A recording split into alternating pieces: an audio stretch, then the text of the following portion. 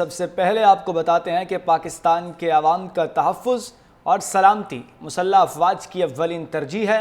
Corps commanders conference Kazim field marshal Asim Munir کی زیر صدارت کور کمانڈرز کانفرنس فورم نے کہا، ہمارے شہداء کا خون رائیگاں نہیں جائے گا۔ بھارتی حمایت یافتہ اور سپانسرڈ پراکسیز کے خلاف ہر سطح پر فیصلہ کن اور جامع کارروائیاں جاری رکھنے سے گریز نہیں کریں گے۔ پہلگام واقعے میں واضح شکست کے بعد بھارت اب فتنہ الخوارج اور فتنہ الہندوستان کی پراکسیز کے ذریعے مذموم ایجنڈے کو آگے بڑھانے کی کوشش کر رہا ہے۔ فورم کو آرمی چیف کے تاریخی اور منفرد دورہ امریکہ کے بارے میں بریف کیا گیا۔ فیلڈ مارشل سید عاصم منیر نے کہا کہ بھارت کی طرف سے دو طرفہ فوجی کشیدگی میں کسی تیسرے فریق کو شامل کرنا بھارت کی بلاک پالیٹکس کو فروغ دینے کی بے بنیاد کوشش ہے۔ در حقیقت دنیا واضح طور پر بھارت کے توسیع پسندانہ عزائم اور ہندوتوا انتہا پسندی کے خطرناک رجحانات سے بدظن ہو چکی ہے۔ آرمی چیف نے ٹرائی سروسز ہم آہنگی کو مزید مضبوط کرنے میں پاک بحریہ اور پاک فضائیہ کی قیادت کو سراہا۔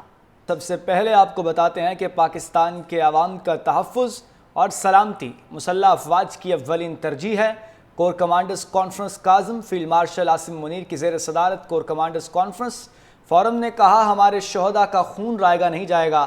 بھارتی حمایت یافتہ اور سپانسرڈ پراکسیز کے خلاف ہر سطح پر فیصلہ کن اور جامع کارروائیاں جاری رکھنے سے گریز نہیں کریں گے۔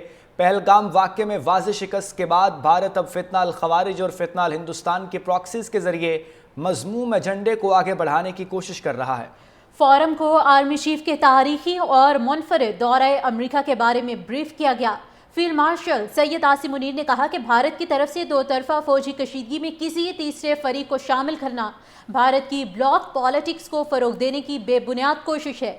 در حقیقت دنیا واضح طور پر بھارت کے توسیع پسندانہ عزائم اور ہندوتوا انتہا پسندی کے خطرناک رجحانات سے بدظن ہو چکی ہے۔